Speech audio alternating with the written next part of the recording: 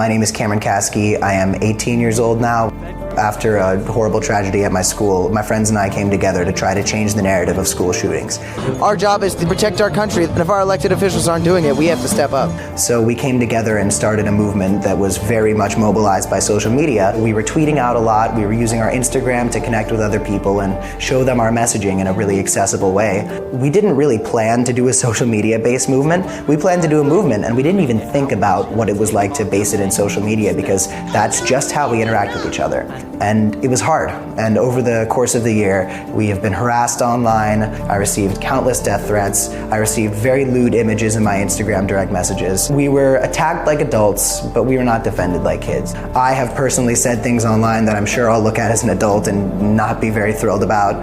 And a lot of us learned a lot about how we interact with each other in social media. There are a lot of things about the Parkland movement that I think are amazing, and a lot of things I regret, but one thing I can tell you that is my point of pride after all of this is that people don't remember Parkland as the city that was destroyed. People remember Parkland as the city that was strong and brave enough to stand up and say, we are not going to let you get away with another one of these.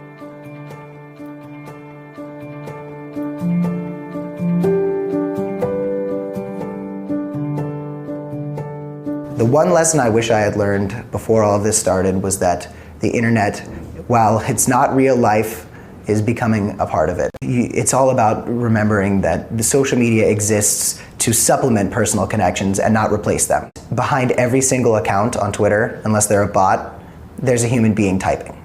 And that person might not realize just who they're interacting with. So you feel like it doesn't mean anything, and you feel like the people who see your comments aren't affected by it. We are now a part of this large ocean of connection, and it's now our job to be responsible. We need to hold ourselves accountable so somebody else doesn't do it for us.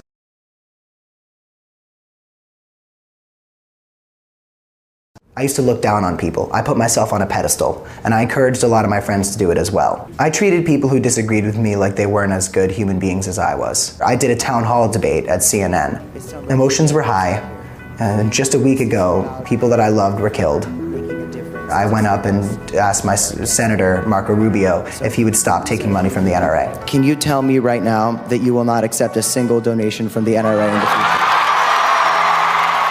And I wish I had stopped it there, but before that, I compared him to the likeness of the shooter from my school. I became part of the problem because I went up there on that debate to make another human being look bad as a human being and not as a politician. Because I wanted to go up there and embarrass him. I wanted to ruin his career. I did not do that to benefit the conversation. I did not do that to benefit our discourse as human beings. I did that to make another person look bad.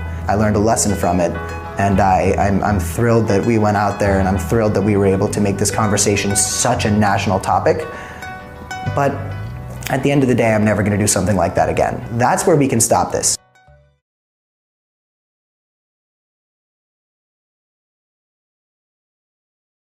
We had counter-protesters at all our events who were the same people who were commenting these awful things in our social media posts.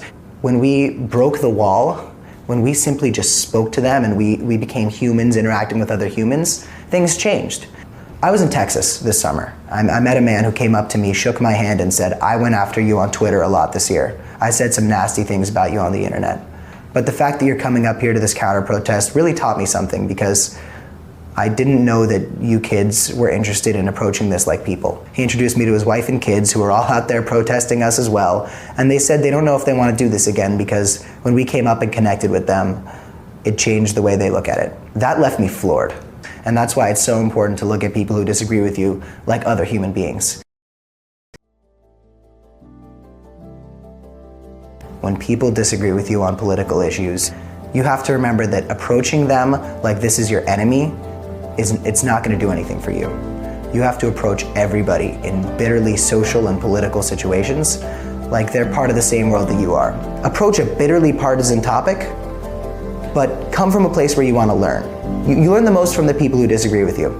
I'm not speaking about any specific issues, but be ready to learn something. Assume that every single person you speak to knows something that you don't. Because it's true. Remember that the best thing you can do as a human being is lift another person up, not knock them down. I think you're allowed to criticize my messaging without criticizing my character or who I am. These are emotional topics because they affect us. A lot of kids like me and like you, believe what we believe because of our upbringing. That's okay. It's how we were raised. It's part of our character. I used to not understand how someone could disagree with me. But be ready to change people's hearts, be ready to change people's minds, and be open to changing your mind.